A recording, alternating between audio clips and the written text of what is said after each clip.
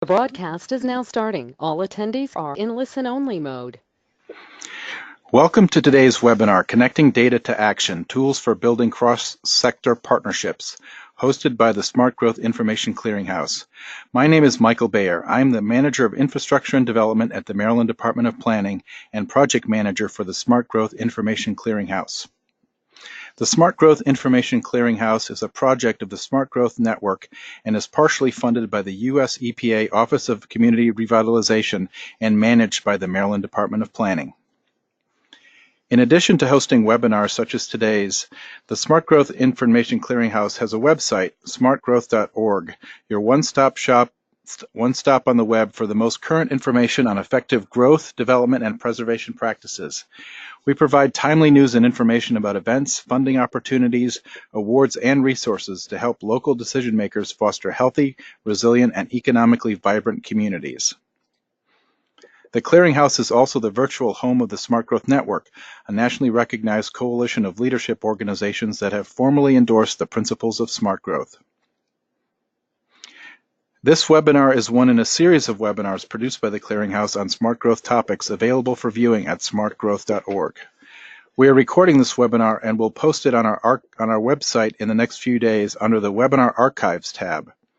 We encourage you to visit the website and subscribe to our e-newsletter to get the latest news and information about smart growth and to learn about our upcoming webinars.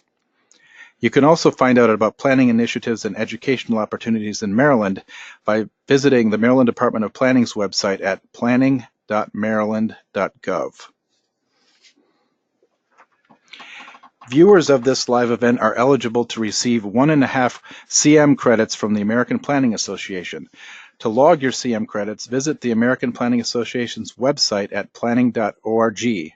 Log into your account and search for the name of today's event, which is Connecting Data to Action, Tools for Building Cross-Sector Partnerships. You can also search for event number 9173080.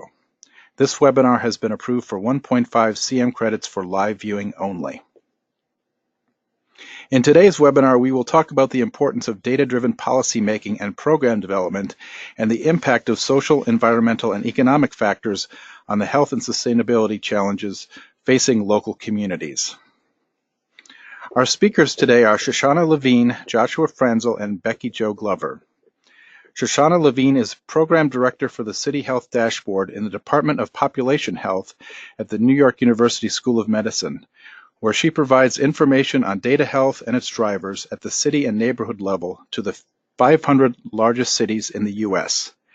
Previously, she worked with the Healthy Neighborhoods Equity Fund, building the health, social, environmental, and economic case for community development in 9 Boston area neighborhoods. Shoshanna received her Doctorate of Public Health from the Harvard School of Public Health, focusing on the intersection of health and social policy in cities. Secondly, Joshua Franzel is the President and CEO of the Center for State and Local Government Excellence, having served in several research positions at the center since 2007. He is also Director of Policy Research for the International City-County Management Association. His work has focused on state and local government management, public finance, public pensions, and other public funds, infrastructure, healthcare financing, demographics, public health, and government innovation. Joshua holds a PhD in Public Administration and Policy from American University. And finally, Becky Jo Glover works for the city of Grand Rapids, Michigan, where she directs the city's customer service strategies, its digital transactional website, open data, business intelligence, and she also developed the first city in-house sponsored civic user test group in the U.S. Becky Jo is a human-centered, service-driven designer who loves to dig into the socio-technical problems to make technology work for the community in the context of their real lives. Becky Jo also wants us to know that she has the best job in the U.S. by serving the community where she lives, works, and plays. Following the presentations, our panelists will answer as many questions as time permits. You can submit a question anytime during their presentations by using the questions tool in the control panel located on the right side of your screen. Now I'll turn it over to Shoshanna to get us started. Welcome, Shoshanna.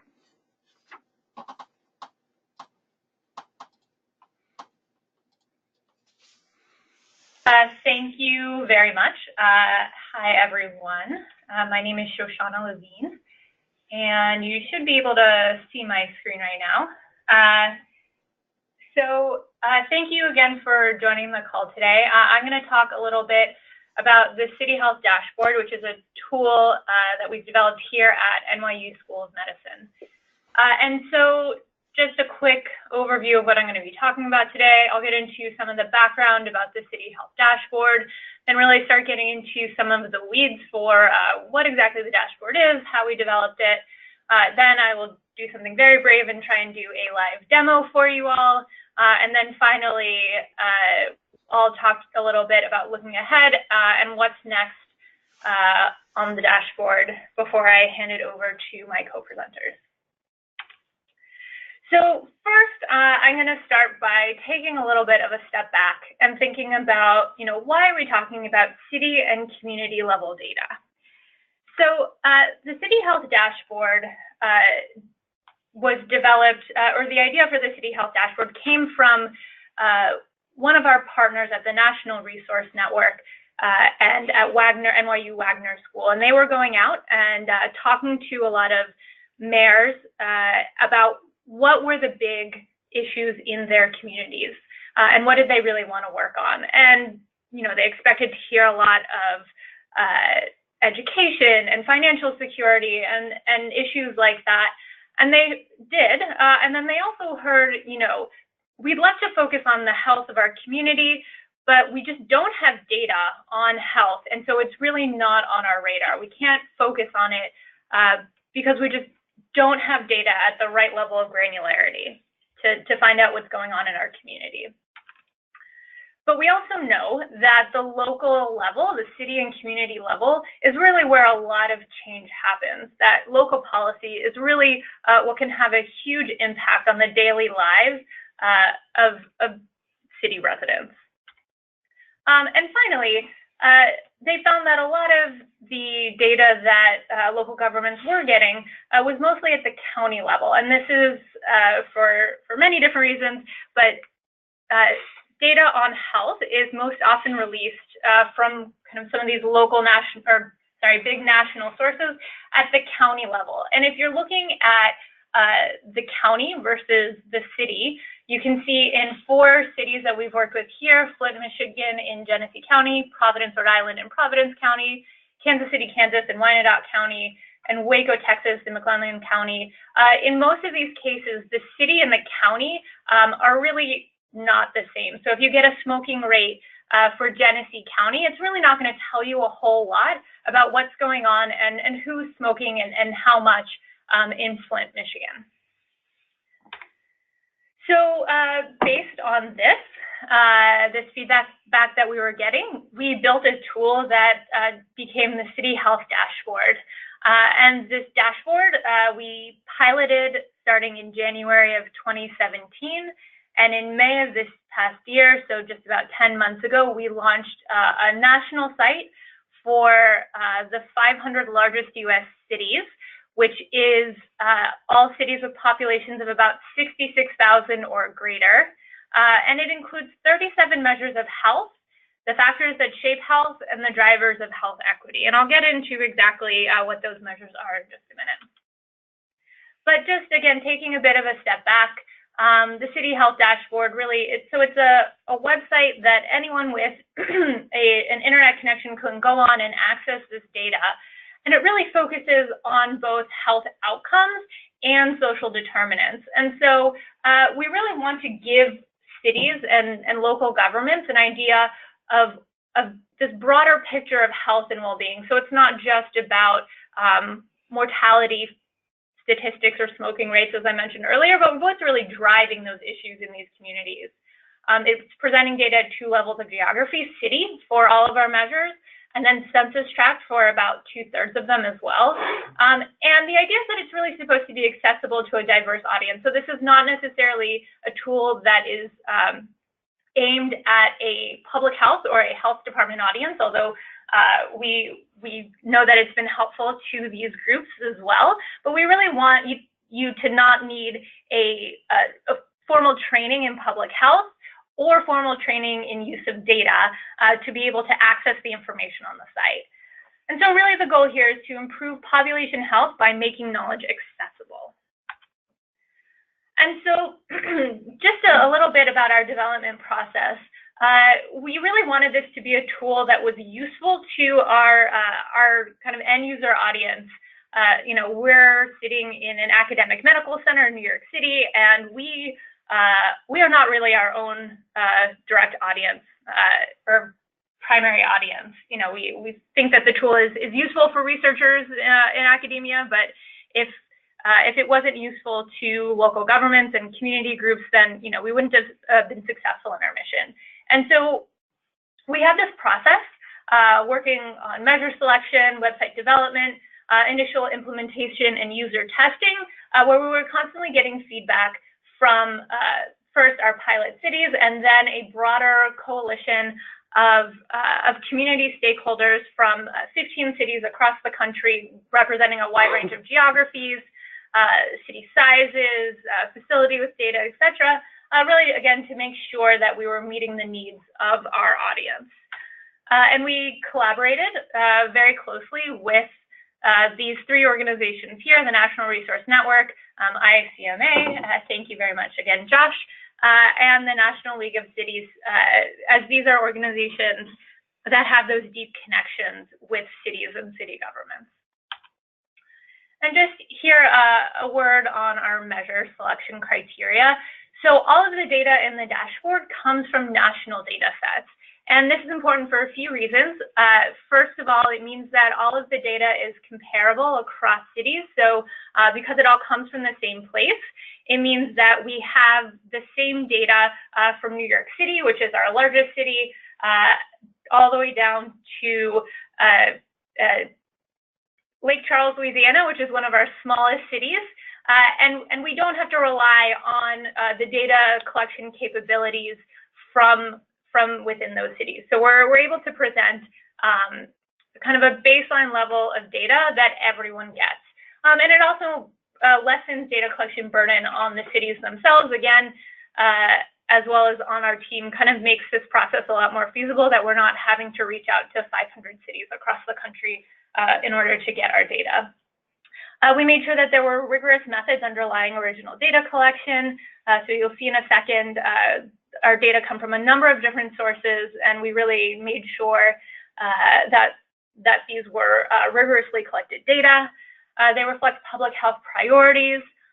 We're amenable to city-level intervention, and this year was really important to us. We heard from a lot of our cities, you know, we want to be able to actually do something to move the needle when you present information to us. So we wanted to make sure when we were presenting a measure of housing, for example, that it was a measure that a city could look at the data, realize they weren't where they wanted to be, and then propose some kind of intervention to move the needle there. We wanted to make sure that they were updated regularly. And in fact, since we've launched this past May, we've already updated 80% of our measures because new data has become available there. And we wanted to balance them over 5 overarching domains. And here are those domains. So we have measures of clinical care, health behaviors, and health outcomes. So these are really kind of those core health and public health measures that you might think of for a health data website. So things like primary care physician, insurance rates, smoking, physical inactivity, measures of morbidity and mortality like obesity and diabetes, as well as life expectancy and a number of specific causes of death. But we also, again, really wanted to make sure that the dashboard was presenting this really holistic view of what it means to be a healthy community. And so we've included a number of measures of the physical environment, like air pollution, walkability, healthy food access, park access, 2 measures of lead risk, as well as social and economic factors. So 3 different educational measures, poverty, income inequality, segregation, and diversity, as well as measures of housing cost, unemployment, and violent crime. So now I am going to show you what exactly this site is that I've been talking about. And so this is the City Health Dashboard. This is the homepage that you land on when you go to cityhealthdashboard.com. And the idea is it's really, it's aimed so that a city user can land here and just immediately go in and see what's going on in their city. So if we choose Atlanta for today's demo, we can start typing that and then click on that here. And then again, here are those 5 domains that I was just talking about. And so if you open up any of these domains, click on that there, it'll show you the measures in there. And I'm going to start with one of the health outcome measures to give you an idea of what's on the site. And so if I look at something like obesity, it takes you to the page for Atlanta, Georgia, looking at obesity. So at the top of the screen here, you have some information about the city. This blue bar is our navigation bar, and it takes you to the different features and actions you can take on the website. And then down here, we have some information about the measure. And so if I open that up, I can see just some of the background information on what this measure is, what it means, where it comes from. There's a complete metric one-pager for all of our measures that will go into more detail if you're interested in that. I won't click on that right now, but it's really comprehensive and gives a deeper view of what we've included and how we've done that. But now I get to kind of the most interesting thing on the site here, which is the data for obesity in Atlanta, Georgia. And just to orient you a little bit to how data is presented on the site, this gold bar is the city or census tract value. The blue triangle is the 500 city average. This blue check mark in a circle here is just kind of a visual signpost. So you can look at this quickly and see what direction you would want to move in to improve outcomes. So for something like obesity, a lower value is better. For something like high school graduation rate, a higher number would be better. And this green triangle just tells you that the city is doing better than the 500 city average here. And if I scroll down, I can see what I think is one of the most interesting parts of the site, which is this data presented in map form. And you can see that there's a really clear pattern here for obesity within Atlanta. And if I click on any of the census tracts, it'll show you the values there on the side. And you can see that census tracts that are really close together can have really drastically different values for this measure. And then, so you might think, okay, that's interesting. Now, how do I think about that? How do I think about obesity in my city? So then you can start looking at maybe some of the social and economic factors behind this. So something like children in poverty can be important here, because we know that childhood poverty is not distributed equally across racial ethnic groups, across neighborhoods, and we know that it also can have really drastic health impacts across the life course. So as I scroll down here now, I can see that Atlanta has higher rates of childhood poverty than the 500 city average. And if I scroll down here to that map, I can see a similar pattern to what we saw for obesity. And so from here, you can start digging into how these measures move together, how child poverty could potentially impact obesity, where you might want to intervene, and even, where are places where perhaps child poverty is high but obesity is low, to really figure out what are some of those potential outliers, some of those bright spots across the city. We also have data by demographic detail as well. So you can see here the value for Atlanta. And if I scroll down, you can see the value for the 5 racial and ethnic groups that we present data for within the city. And you can see again that there are pretty striking disparities across groups. We also provide this all metrics view, which allows you to see kind of an overall snapshot of how the city is doing across all the measures in the dashboard. So if I scroll down, you'll see all of the measures that we present here. And this will potentially help you figure out, where can you focus your attentions? what might be some areas that you're doing well in, some areas that you might want to work a little harder on or devote some attention or resources to. And if you click on that there, if you open it up, it'll show you the data behind that slider. And down at the bottom of the page, there's just a little more information about the measure.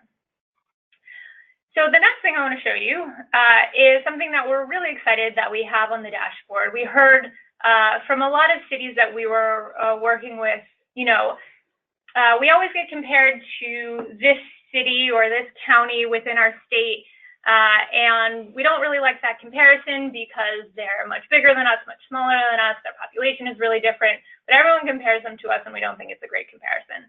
So we allow cities to select their own comparisons in two different ways. So maybe Atlanta wants to compare themselves to Huntsville, Alabama. You just start typing that there and it comes up. And you can click on that and you can see the rate of childhood poverty in Huntsville. But maybe you're not sure what a good comparison city is.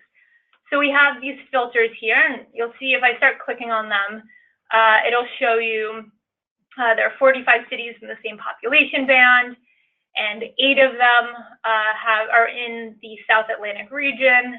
And then if I click on cities with a similar unemployment rate, we still have 8 there. So we can click on one of these. Perhaps Raleigh is a better comparison than Huntsville. And if I click there, it adds it to the list here. And you can make the comparison like that. And you can see here down at the bottom, there are, because this measure is available by demographic breakdowns, we also have that data there. We also have the ability to compare 2 measures to each other. So we can go back to what we were looking at the beginning and find the obesity rate and see how those 2 measures move together in the neighborhoods in Atlanta. So you can see there's a pattern here. It's a little messy, but there's a pattern. And it looks like neighborhoods or census tracts with higher rates of children in poverty also tend to have higher rates of obesity. If you want to click on that, you can see the values for that particular census tract for those 2 measures. We know that correlation does not equal causation, but it can give you an idea of what's going on in particular neighborhoods and how you might want to move forward in thinking about interventions. And the last thing I want to show you just really quickly is we heard a lot from cities, great, you've told us what's going on, and we're not doing that well in this area. What can we do about it? What do we do about this? So we have this Take Action section of the website that is a library of resources for really moving the needle on any of these measures here.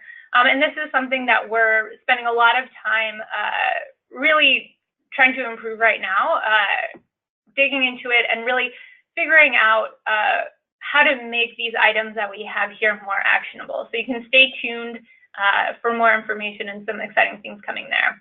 And we also have at the bottom of this page, and actually all of the pages here, if I scrolled all the way down to the bottom, you'd see that as well.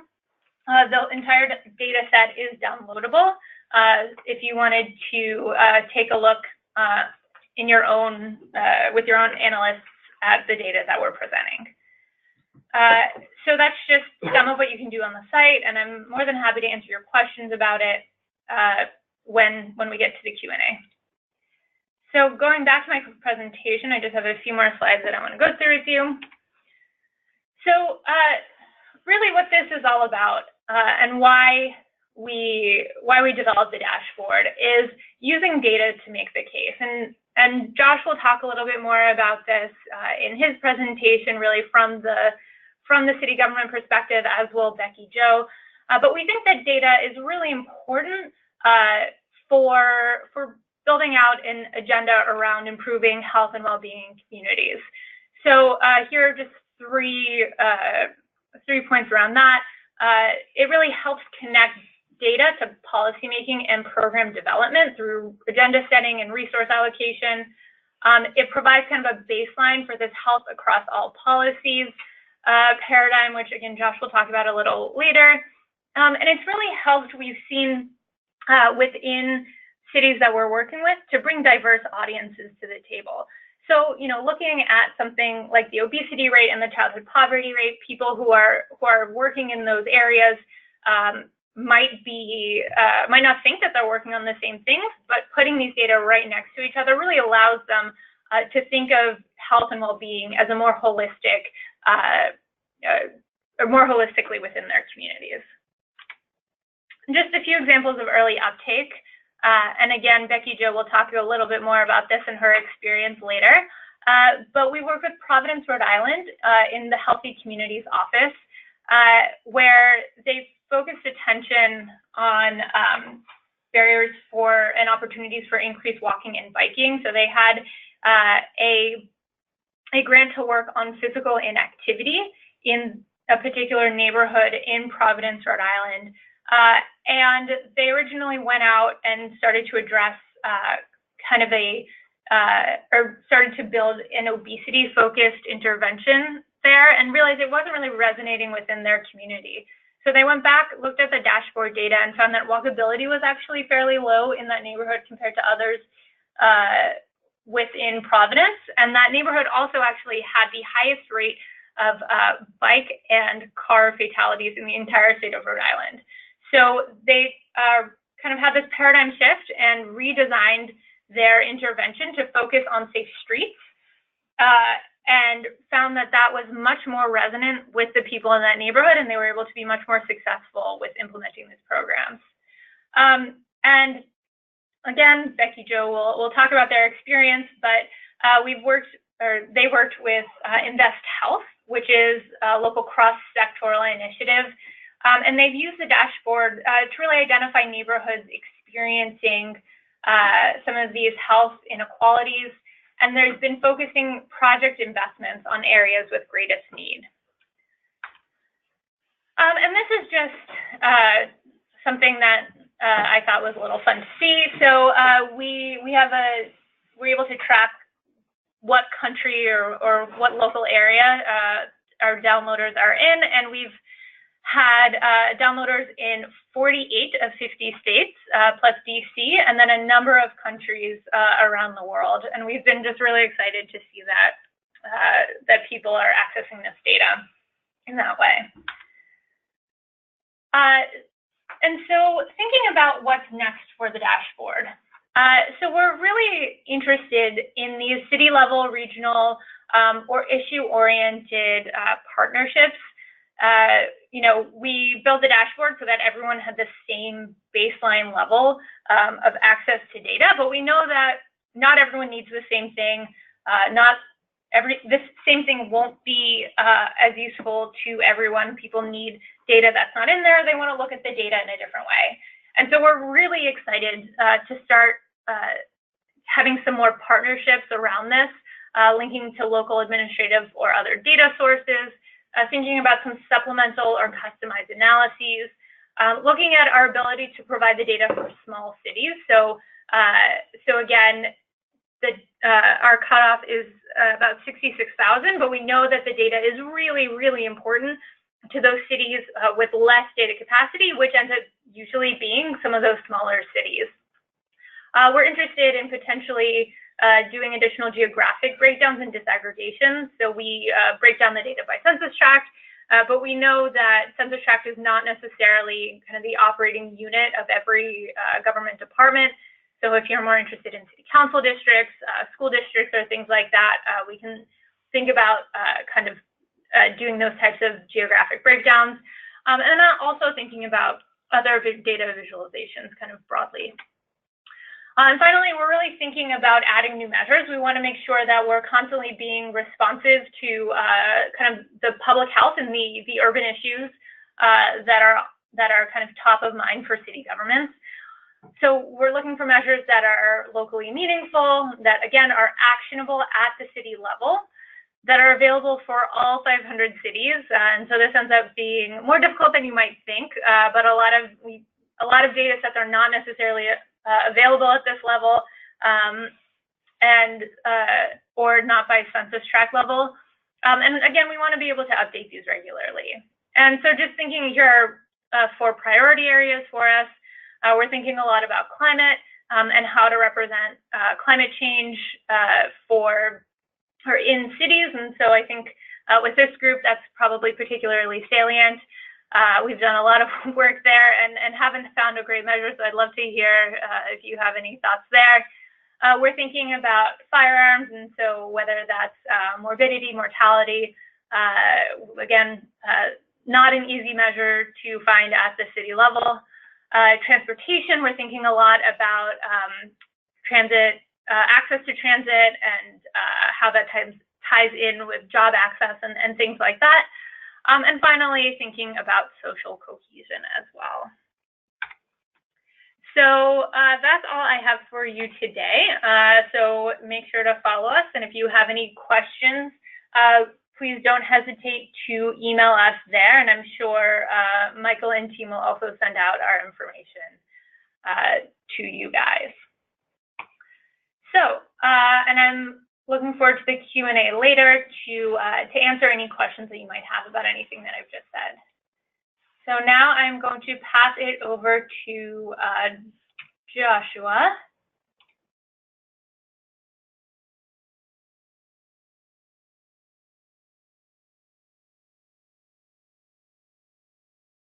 Well, thank you, Shoshanna. This is Josh Franzel from the Center for State and Local Government Excellence and the International City County Management Association. I'm very happy to be talking with all of you today about the important resource of the City Health Dashboard. And I've been honored over the past year or so to be a member of the Dashboard's Advisory Committee. It's a really great tool. I would like to spend my time with you today putting the important role of the dashboard into a broader local government context, local management context, local policy context. Also, I will be covering some related key issues and considerations at a time when there is increased focus on local governments incorporating community health considerations into all aspects of their programs and operations, from planning to green spaces to infrastructure investment to community development. First, let's look back over the past 100 years or so. As many of us know on this call, there's been during the great wave of urbanization in the US, from approximately 1890 to 1920, there was major population movement to cities. To account for this urban growth, water and sanitation networks were built out to reduce the spread of disease, provide access to essentials such as water, and sustain an adequate quality of life. At this time, urban reform movements were occurring both in the US and elsewhere. And the US and other related jurisdictions saw the development of city management profession to effectively, with the intent of effectively and equitably providing core city services and maintaining a quality of life. Shortly thereafter, we saw the rise of the public health professionalization and specialization in the mid-1900s. With it came the emergence of public positions and roles related to disease and environmental health surveillance, inspection of food serving establishments and health safety education, various health screening and treatment programs, vital records management, and a range of other roles and responsibilities. I'm saying this because I wanted to sort of highlight that this has led to a segmentation between the public health professionals and general local government professionals, often with separate funding and governance structures. Today, we are seeing a wave of new urbanization, much of which is occurring in developing contexts and countries. The urban population of Africa and Asia is expected to double between 2000 and 2030, according to UN Habitat. Both in the US and globally, increased service demands, needed infrastructure enhancements, and under-resourced municipal levels of government all require holistic approaches to achieving and maintaining healthy local communities. Today, when city leaders think about quality of life as it pertains to their local government responsibilities, and perhaps they've stood up related performance measurement and management tracking programs, quality of life is generally organized around components seen on the left-hand side of the screen: city services, the local environment, neighborhood development, community development, and the local economy. In local government strategic plans, comprehensive plans, annual budgets, and shorter-term priorities, these components are often linked to specific programs and policies such as job creation and economic development, safe and affordable housing, environmental stewardship, education access, quality and performance, and efficient and clean transportation infrastructure. Regarding our City Health Dashboard conversation today, it is important to note that virtually all of these components and priorities are underpinned by health-related efforts. So aside from broader societal gains that come from healthier communities, the connection to economic growth must be noted. It makes common sense, but there's not necessarily complete consensus to the link between public health and economic growth. With this noted, relatively recent research efforts have found positive relationships between the health status of schooling ages and productivity during working ages, and some have quantified the effects of non-communicable diseases on economic output. In jurisdictions both large and small, a link continues to be made that healthier communities are better positioned to recruit and retain businesses, develop the locally based labor force they need, and attract external investment. So given all of this, in order to inform our work in the work of local government professionals, we are focusing on key questions guiding our work, both in terms of the City Health Dashboard and then other research initiatives as well. How can local government managers effectively weave health considerations into all local government programs and policies? How can general local government professionals effectively work with their public health counterparts? This is a key question. And what is ICMA, its membership, and the general local government community already doing to support broader health goals? To help answer some of these questions, Paula Sanford of the University of Georgia and I co-wrote the report on your screen, and it's accessible via the link below the image of the report, titled Improving Quality of Life, the Effect of Aligning Local Service Delivery in Public Health Goals. The report aims to highlight and provide examples of a variety of ways local services that are not typically categorized in quote-unquote public health responsibilities are helping to underpin healthy communities, from public safety, water, sanitation, infrastructure, public transportation, and others. The City Health Dashboard truly helps offer a snapshot of where localities stand regarding many of these responsibilities. As seen at the bottom of this list, while far from the least important, the report also covers the increased emphasis on a formal approach to ensuring that, prior to adoption, all policies are reviewed with regards to their impact on community health. And relatedly, quantitative and qualitative methodologies are used to conduct health impact assessments of local efforts of all types, from comprehensive plan development to roadway changes being planned to transit route changes being considered. Before I turn the microphone over to Becky, Joe Glover of Grand Rapids, I also wanted to touch on the topic that is essential but is often overlooked in the healthy communities conversation. We are in an environment of increased, varied, and irregular service needs of city residents. In an environment where many local health departments have experienced flat or decreased budget allocations, especially over the past decade since the Great Recession. And most recent unemployment figures, according to BLS, has 3.8% overall unemployment and 2.2% unemployment for those with a college degree or higher, which translates to intense competition for skilled employees with essential skill sets. Those both in local government that are working on health-related topics and those that are directly working for a health department. Given this, we're seeing more governments looking to cross-jurisdictional staff sharing.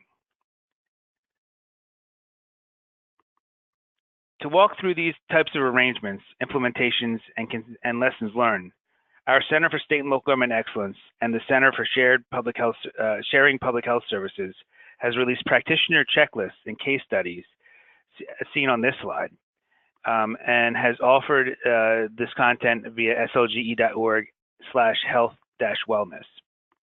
To be clear, these arrangements are not yet commonplace, but we're seeing jurisdictions from a range of sizes and geographies share health directors, physicians, nurses, inspectors, social workers, and administrative staff, among other key positions. be on the lookout in the later this spring, as we'll be releasing another round of case studies that look at how innovative approaches are being adopted to expand the reach of public health services while staying within constrained budget resources. So with this, I'd like to turn the mic over to Becky Jo Glover to talk about Grand Rapids, and I'm looking forward to the conversation and Q&A later in the session. Becky?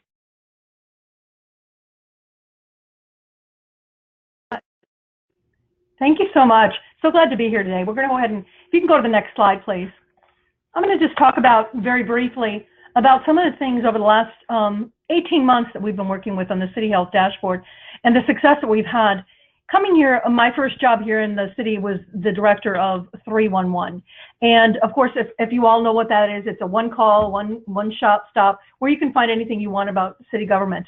I worked in Miami-Dade County for many, many years, opened their 311 down there. So when I came up to Grand Rapids, what a great opportunity to not make the same mistakes, but to implement a situation where I was able to collect all this data that I always wanted to collect in Miami-Dade, but never had the access to. But in Grand Rapids, by the way we intook all of our information from our customer interactions and our experiences, we were able to have this in one database, did that for about 5 years, and then enter our integration and our relationship with the City Health Dashboard. Like Joshua, we were also on the advisory board, which allowed us to say, you know, this is the kind of things that we want, that we believe that a city would need to be able to make and effectuate change from a policy standpoint.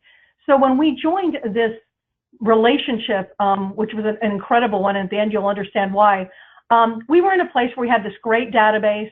We were making decisions from a customer experience standpoint and business intelligence standpoint based on interactions at the customer level. We would put some census data behind it. We would take a look at it. We would see where we felt people were being underserved by our services, our areas of focus. But we also knew that we were not doing a good job because all of the data that we would need to correlate to make the best experience for our customers and to have the customers, meaning our community, have a voice, we did not have access to. And if we needed to, we had to go out and find it, spend all this time to do it. Enter the City Health Dashboard. And the two things that I do want to focus in on today is, I'm going to go to that neighborhoods of focus. You'll see that line there. Before integrating with and having this relationship and partnership with the City Health Dashboard, we had identified some neighborhoods of focus, 17, that we felt were being underserved. Disparate impact was taking place through these different determinants that we thought were important. But once we started working with the City Health Dashboard, we realized, because we didn't have all the data we needed to start correlating and saying, are we really serving those areas that are underserved properly, meaning from a standpoint of, did we have the data properly? And it wasn't until that interaction with the City Health Dashboard and the data and the capability to download that data, were we able to see some things when you start looking at, for example, the people that were walking in. 311 here in Grand Rapids handles all the walking customers for the city. And what happens is that we, of course, gather all their information as we're taking their payment and so forth. We know where they live. We know where they're coming from. But what we didn't realize is all the people that were living in these neighborhoods of focus that we hadn't identified yet were the ones that we were disparagingly impacting, because we were making them drive from 8 to 5 in the morning into the afternoon. They'd have to take off work to get here to pay their bills. So because of the City Health Dashboard data and the ability to download it and then to correlate it with some of the walk-in data, we were actually able to move forward, and we developed a new website, and we totally went a complete different direction than when we were going to go, which again came underneath my purview. We developed a digital city hall based on what our customers that were standing in that line were telling us, but also in correlation with the City Health Dashboard social and economic information downloaded and put it into a story map visualization. We were able to, in less than 8 months, and this has just been the last 8 months, we have almost a 20% difference in people walking in that are now doing their interactions online. It took a lot of cross collaboration with several of our departments, which normally, as we heard from Joshua, told us that, you know, people don't normally collaborate, especially in government. You know, we like to have our silos. We don't mean to.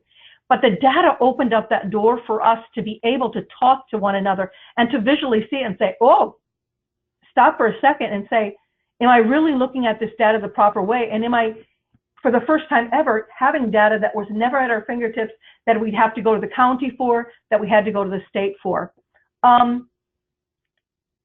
We would tell you that also, in a moment, the next slide, not yet, but we'll tell you about how we are using the City Health Dashboard data for literally changing policy and what's required by our commission of our people making presentations in front of them for affordable housing and so forth. And we'll talk about that in just a moment. The biggest outcome of our partnership with the City Health Dashboard and the data that we're using on a daily basis was the differences we made in the way we conduct business. We were a Mayor's Challenge city. We did not win the Mayor's Challenge and the monies that came with it. But because of the data that we were able to use in our project with the Mayor's Challenge initiative, we have since hooked up, and we are now working with one of our universities here to do a displacement model on how over the last 10 years you can take this model, put it in there, put all the data that we've gotten from the City Health Dashboard, but also from other sources, which helps us to then decide if we're going to do development in one of our neighborhoods of focus, how can we see that look of that neighborhood change? And are we giving our citizens, our community, the voice they need to keep, and not gentrification, but also to ensure that they have a place to stay because they've been there for all those years. And so this data is allowing us to paint visualizations that were never done before and were never at our fingertips. We're also working with Invest Health, which, if you want to go to the next slide, I can start talking about that in just a moment. Thank you. I'm going to stay focused for just a moment on our departments and our residents. We have a lead issue in Grand Rapids. We've had several groups work on this lead issue, but it wasn't until we were working with the City Health Dashboard data that the mayor, using this data, determined that we needed to have an advisory committee that was more focused on, because of the data that we were able to see. And we have now formed an advisory board as well as a community board on lead-free GR. And that just happened in the last literally 8 months, of course, since the dashboard launched publicly. The other thing that we're doing is we have an issue with housing affordability. And everything that we now take to our commission and our reports that we're giving, we have to provide reports off the City Health Dashboard along with our data that shows what we're doing from a regional AMI, area median income, down to the level of the different social impacts that are happening in that neighborhood, and what are we going to do from a standpoint of policy to ensure that we're addressing these issues that we're seeing that have come off. Not that we know them, we know about them, we have the data, but the City Health Dashboard allows us to download that data, have it on that same visualization.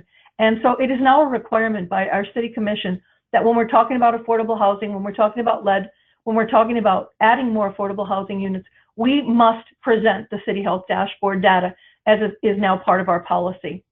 Could you go to the next one, please? The greatest achievement of our relationship with this data and with the City Health Dashboard has been the relationships that we have formed in the last 12 months with our outside partners. The city, Spectrum Health is of course, one of our largest health sector providers for medical, has a group called Invest Health. And Invest Health works with several different grants and other opportunities to affect change in the social determinant area and to make a difference, whether it be in making sure those children in those areas that may only get 1 meal a day have a second meal, a food generator, or that with the partnerships in housing right now, we are going to be working with Invest Health and one of our other nonprofits here to build in an area that has very little or no affordable housing in there. We are going to become a partner with these two groups, this Invest Health, and we're going to start building affordable housing units in this one area that has not been touched in years, probably 30 years. But we, because of the City Health Dashboard data, along with our data that we've collected, we're able to go in and show the entire story as to why we chose this neighborhood of focus to move forward with on this grant that we're working with in Invest Health. Behavioral Insights team out of the UK, they helped us with this data we got from the City Health Dashboard to be able to literally focus on the neighborhoods and how do we best communicate with them as a city. We all know in our organizations, we think we know everything as far as what our community needs, what our citizens, what our customers need. But what we have realized is that we do not speak their language. We do not focus on the way they communicate with one another. We know that 80% of the people in the neighborhoods of focus do not have broadband, but they do have cellular with data capability. And so everything we're doing has now been focused on that. But have we not had the City Health Dashboard as part of the picture, we would not have been able to make our case on our next strategy as far as communications. I told you recently, just a moment ago, about the Grand Valley State University integration with their master's program. They are building a displacement model for us that we believe we can use throughout the city that will tell us before we go in and do development, economic development, what this place in that neighborhood looked like before economic development happened. And in the cases of where we've done economic development, what has happened and where we're at right now and what we can expect to see. And how do we, using City Health Dashboard and our other information that we have at our fingertips, do we make the right policy decisions for our community? Not necessarily what we think sitting here as leaders, but what does our community need? So having said that, I look forward to your questions if you have any, and thank you so much for allowing me to be part of this today. Great. Thank you, Becky Jo, and thank you everybody on the panel here this afternoon. It's been very interesting discussion so far. So throughout the webinar, we have been assembling the questions posed by the audience, and we'll now move into the question and answer session. You can continue to submit questions as we move into the discussion on the questions tab, and we'll ask them in our time remaining, so we'll get started. And actually, I'm going to ask the first couple to Shoshanna and Becky Jo in particular. And I imagine there are a number of people on this webinar who work in agencies like our own here in Maryland, where we both create dashboards like these and then also use the information with our constituents. Can you talk a little bit, Shoshanna, beginning here, about how the data was assembled and to the extent that you may have engaged with users as you thought about the data sets that you were drawing upon? I mean, was there some kind of feedback or beta testing that you did to make sure that the dashboard was easy enough to use and people could get to the questions that they had? Yeah, that's a great question. Thanks, Michael. So we did have a city advisory committee made up of a number of cities representing kind of geographic variability, size of the city, things like that. And we started out with a list of 50 plus measures after doing some research on our own and kind of trying to put together a list of at least topic areas that we thought were important to cities. That there were good data sets available, things like that. And then took this list to our city advisory group. Actually, it was first our group of pilot cities, and then as the dashboard expanded to our city advisory group, and said, we have these 3 potential measures that we can look at for housing affordability. Which one would you prefer? And so we got feedback from that group on what is something that they don't have from another place, what is something that's really something that's actionable, and what really seems to be the most important piece of information here, because we have 37 measures on the site. We're looking to add a few more, as I mentioned in my presentation, but really we want to make sure that we're not presenting an overwhelming amount of information. So we really tried to be quite parsimonious here with making the decisions about what to include, what not to include, getting feedback from this group, this advisory group, and we're still doing that with adding new measures, making sure that we're presenting our options to the group, seeing what really resonates with them and what seems to be the most important. Great, thank you. So as kind of a follow-up there, are you getting then metrics about people who are accessing the site and pulling data, and what types of data that they're looking at? And is that shaping your thoughts as well? So we are getting information on who's using the site. We have some Google Analytics set up, which gives us some amount of information.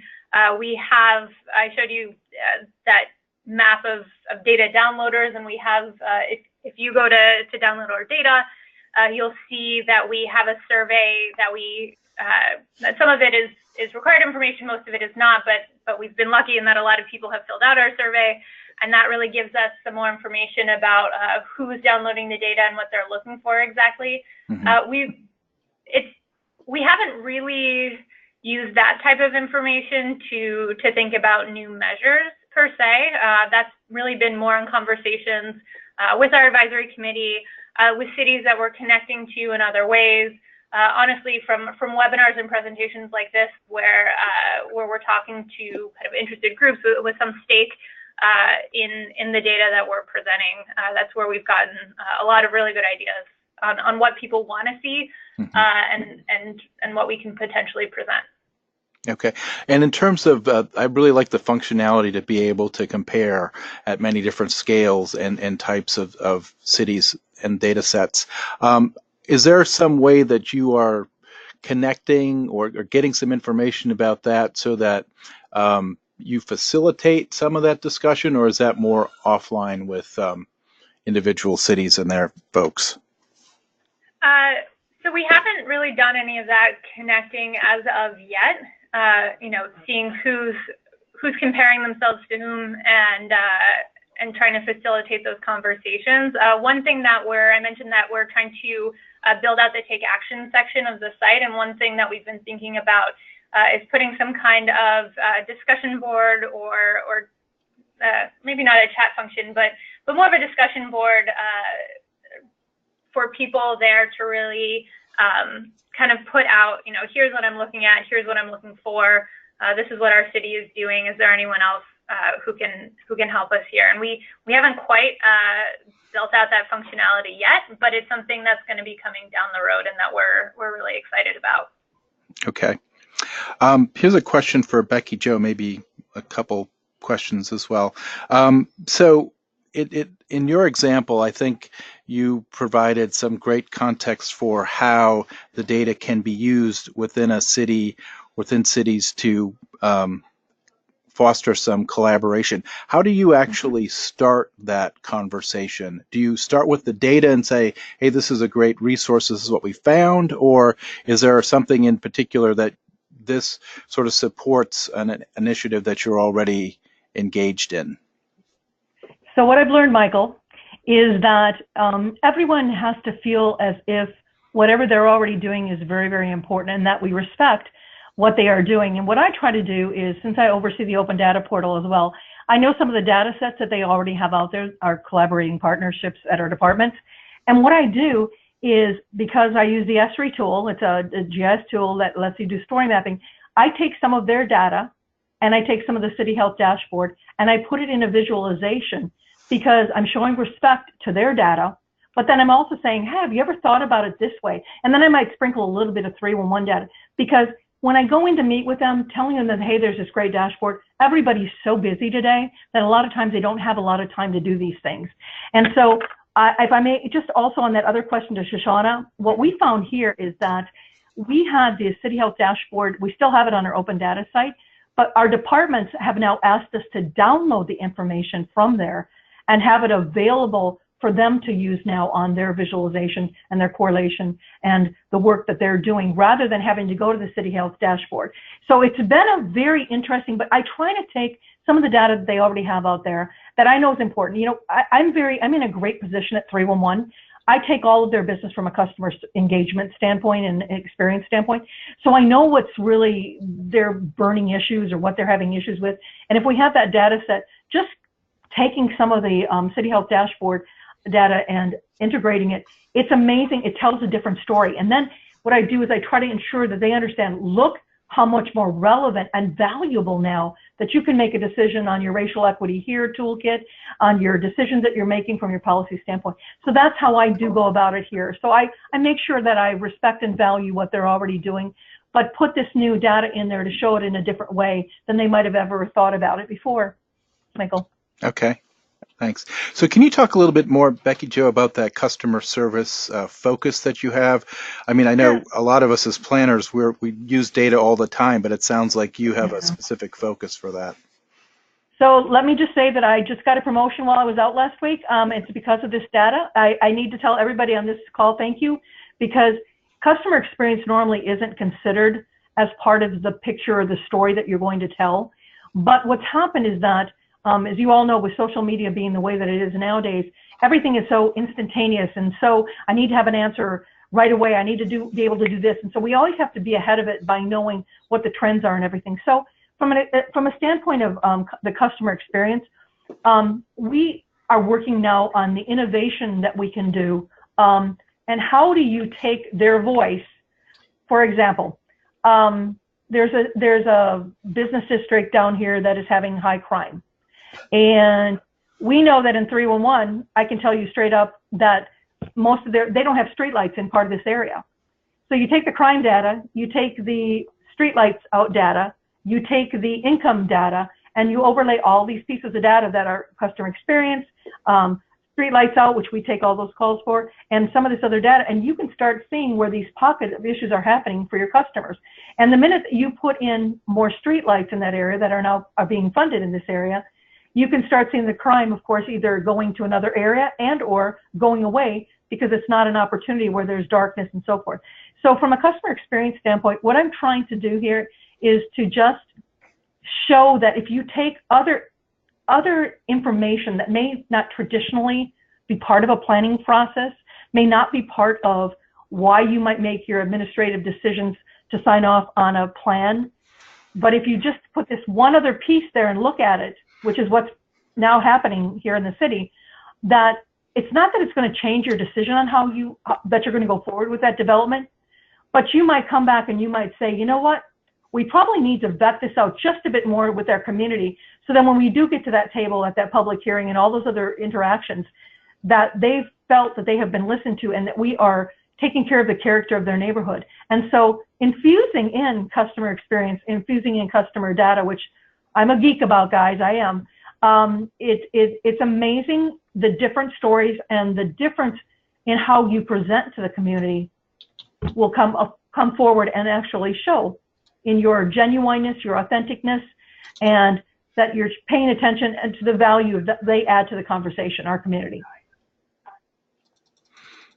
Okay, so we're going to move into some other questions. Thank you, Becky Jo. And I'm going to send this out to the panel so whoever wants to respond can. Probably most of them will be generally aimed at Shoshanna, but please, Joshua and Becky Jo, respond as well. Is there similar data dashboard or data at the county level, like the city health dashboard, for those that are not just in the city areas?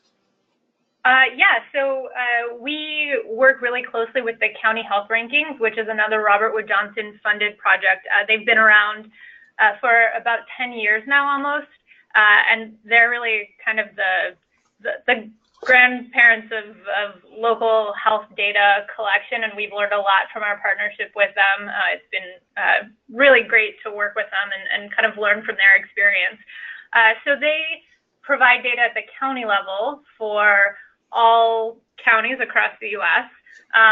And you know, looking at their data and our data, we've actually tried in pulling our measures to be kind of parsimonious again, or aligning closely with their model and the measures that they have on the site, pulling from the same data sources in some cases, other data sources that are city specific in some cases, and then again, because they're looking at city and they're looking at county, we're looking at city. There are some areas where we wanted some different measures that are more relevant on a city level, but it is actually a great resource to look at if you're looking for county level data. And there is, again, some comparability if you want to kind of get a picture what's happening broadly within the county, and then comparing that to a particular city or groups of cities within the county. I think the tools really complement each other quite well. Because we work so closely with them, we actually have the same web developer as them. We're thinking about how to really make the integration between the sites more seamless, so that if you're looking at county data and want to figure out what's going on in the cities within the county, you can kind of go from one to the other easily, and the same for kind of the opposite. If you're looking at your city and want to compare it to the picture in the bigger county, can we get you to that data quickly as well? Great. Can you say what that source was again for us? Oh, sorry, it's the county health rankings and roadmaps. Okay. Is that available through the website there for the dashboard? It's not available on our website, but if you just Google county health rankings, I'm sure it'll come up. They have they're really kind of a big organization. You should be able to easily find them. And also in our Take Action section, we do link out to a lot of their resources because they've done, again, some really fantastic work around compiling what works in kind of making change around health and well-being. Gotcha. Okay.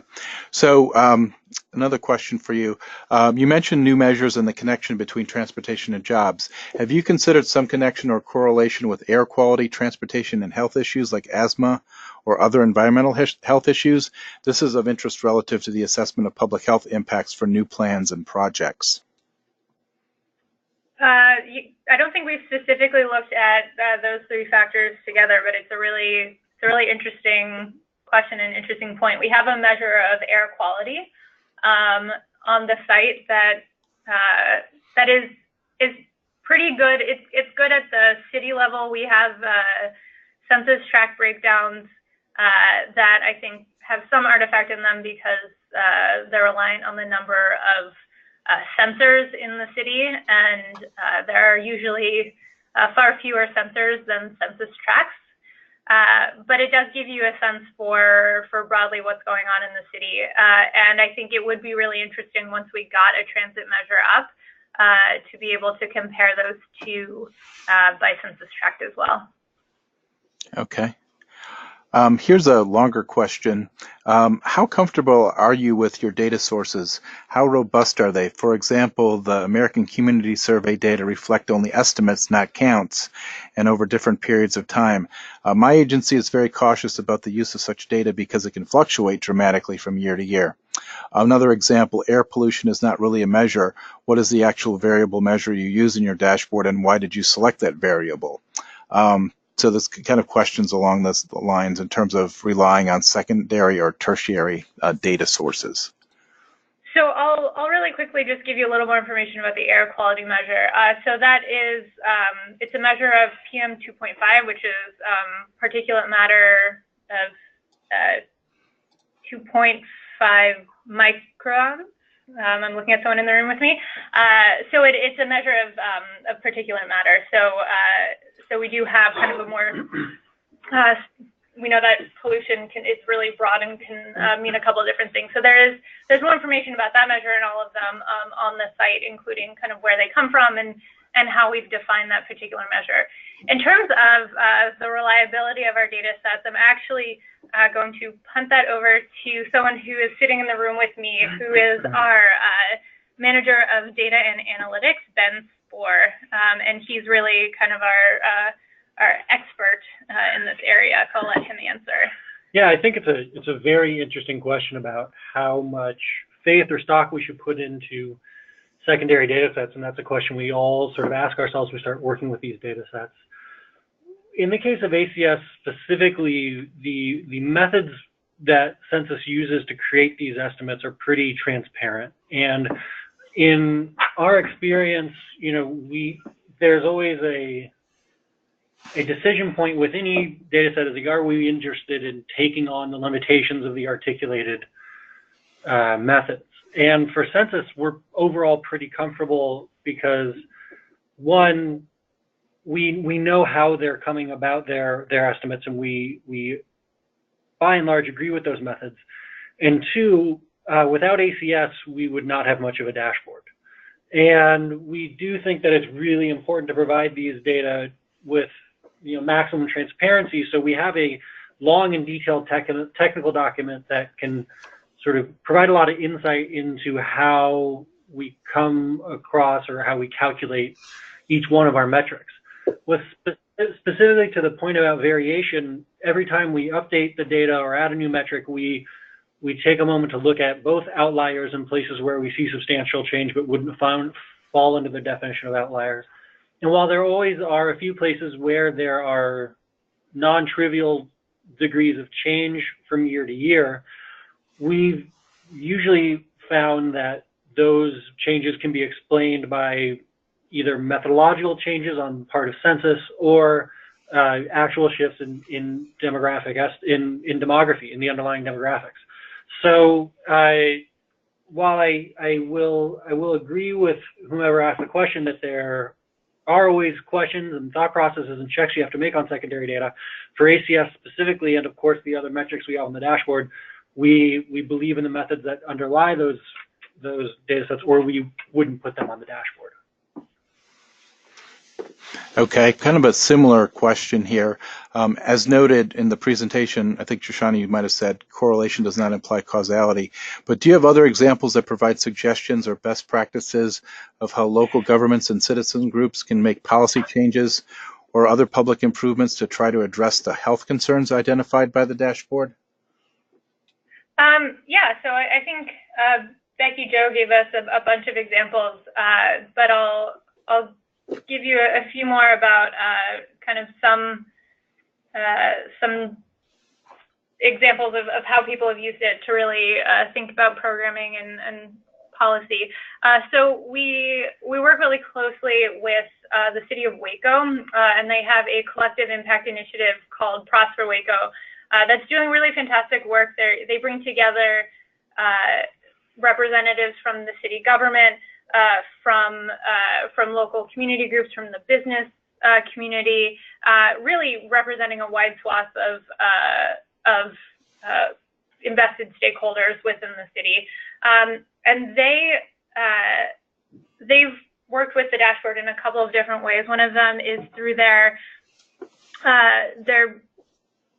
Access to Care working group, where they have a group of community health workers, and they've sat down with those community health workers and really use the dashboard data to identify what are the biggest issues happening in the communities that they're going out to. So these are, again, kind of lay health workers, and they're able to use this dashboard data to make sure that this group is armed with educational resources, with links to social services, and really kind of all of the training and pieces that they would need to make sure they're able to address what those biggest concerns are for the particular neighborhoods that they're going out into.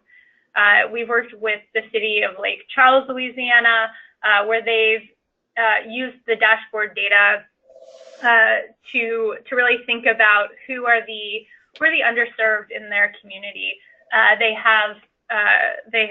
They work with Remote Area Medical, which is a group that has these mobile medical clinics, and they've used the dashboard data to figure out both, where are the areas that we need to make sure that this mobile clinic is going out to, and really using it to galvanize action around getting people together for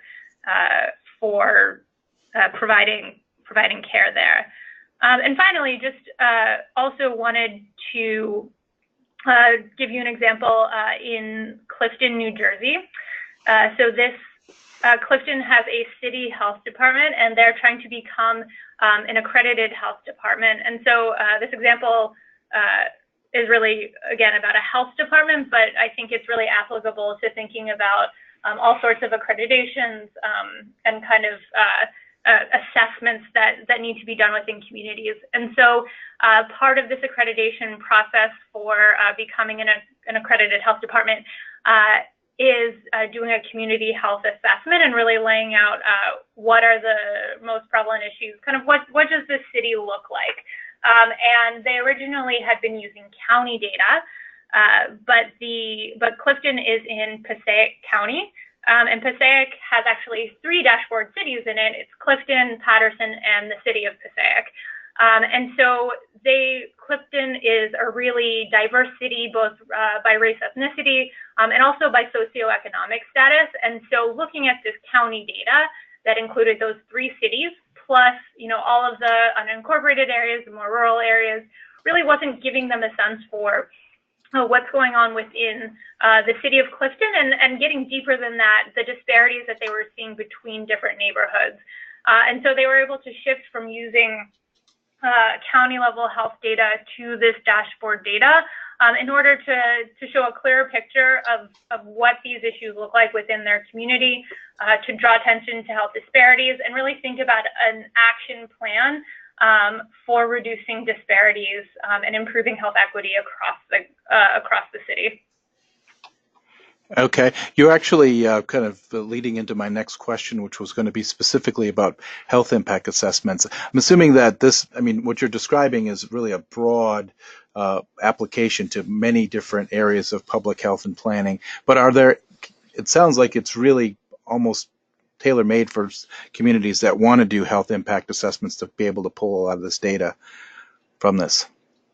Yeah, I would definitely agree. I think you have to really think about what are the issues that you're most concerned about within your community, and we have all of the data on the city level. Unfortunately, we only have about 2/3 by census tract, but where that data is available, we find that it's incredibly helpful in trying to really pinpoint specific issues in a local community. We also have a lot of this data broken down by demographic groups. So often if there's not census tract disaggregations, we do have the demographic data there. So that can be helpful as well. But yeah, we really think that it's really tailor-made for these types of assessments that cities are often performing, and especially since the data is downloadable, it's really accessible for anyone who wants to really get in there and dig into the data. And I'll just make a plug for this. We are working with our developers right now on building out an API, which for those of you who are using APIs, who know what an API is, we're really excited to be able to provide just another way of accessing the data that will make it for API users, will make it kind of more accessible to get to the underlying data within the dashboard. Excellent, thank you. Just a reminder to the audience, we will be going to the bottom of the hour, and you still have a chance to submit questions. We've been getting a number of them as we've been having this conversation here. So a couple questions have come in, Shoshanna, about kind of, these are great examples, and whether or where these best practices might be documented for folks who not only want to look at the data, but may want to look at, say, okay, here are some applications and how we can actually use it. Are these shown somewhere, or are they on the website? So you can find this information in 2 different places. So first, more broadly, kind of best practices for using data or kind of making policy or programmatic change within your city, you can find in the Take Action section. And again, that's something that we're working really hard on building out so that it really is not just kind of a list of successful programs and policies, but it kind of gets into the nitty-gritty of who should be at the table, how do you pay for this stuff, and things like that. So again, that Take Action section can be really helpful. In terms of really some of these specific stories about about the dashboard in action, we have a blog on the site, and we've been writing about some of these examples, again, to kind of exactly as you're saying, really to make sure that people know how they can use the dashboard, and potentially even link up with some of the cities where there has been success in moving the needle in some of these areas. So you can look in the story section on our site. We have a blog and where we've started writing up some of these examples, as well as some behind the metric is a series that we have as well, and some more really interesting, sometimes kind of wonky but super interesting examples of data use. Okay. Does the database have any information about epidemiology at the local or county level or zip code level? I'm not entirely sure what you mean by that. Do you mean, is that health outcomes? I mean, we have a lot of health outcome data in there.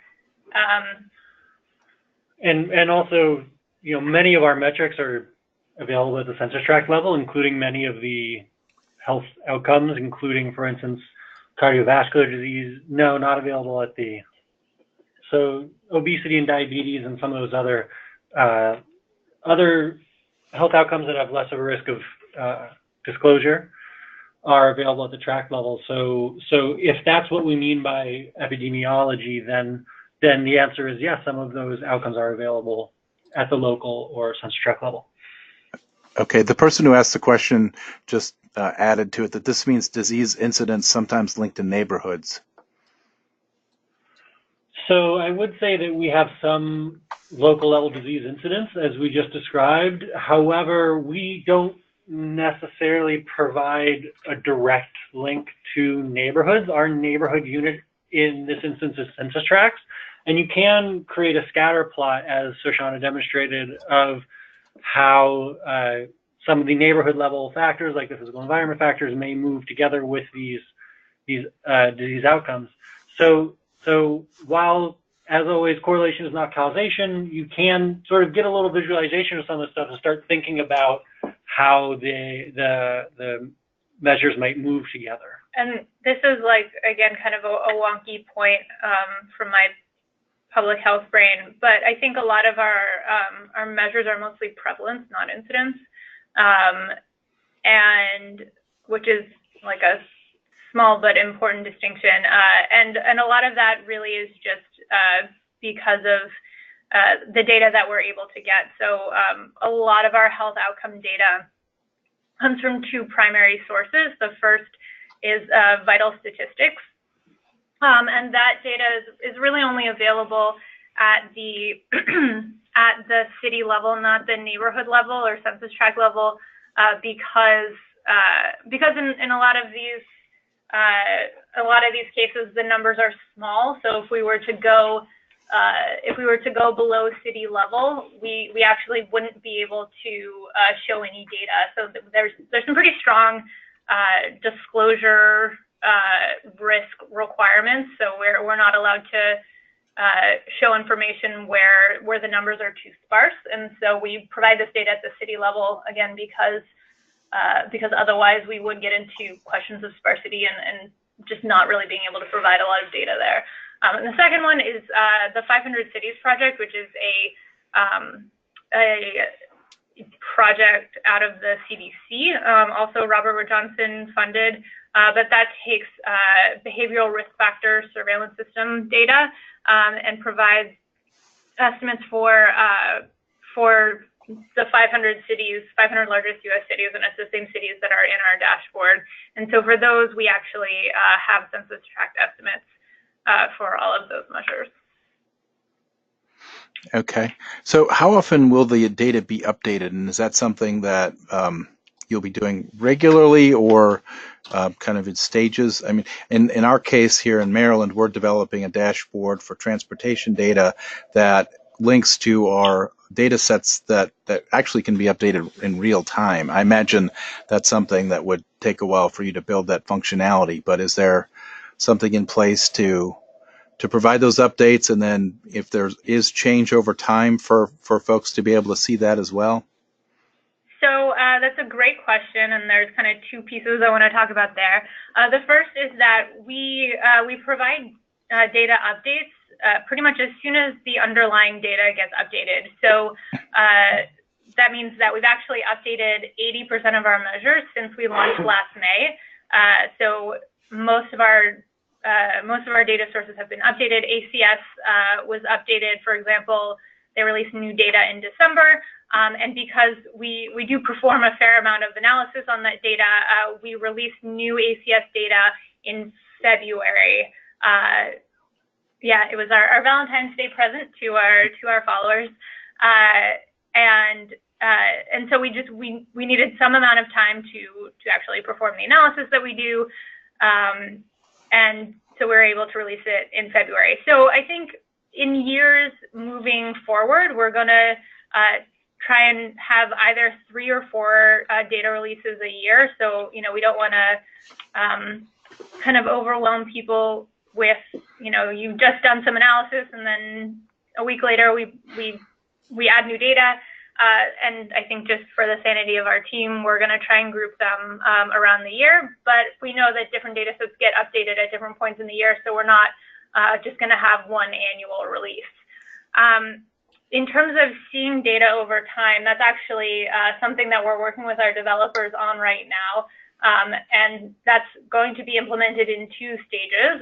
The first one in April or May, so let's just say spring of this year, we're going to be releasing a new functionality where you will be able to toggle between years of data. So there'll be a drop down, and you can choose what year of data you want to view for measures where we have multiple years of data. And so again, this will be all of the measures that we've updated since launch, but we're also actually going back in time with some of our measures where the data is available. So we actually have an analyst working very hard on doing this with our ACS measures.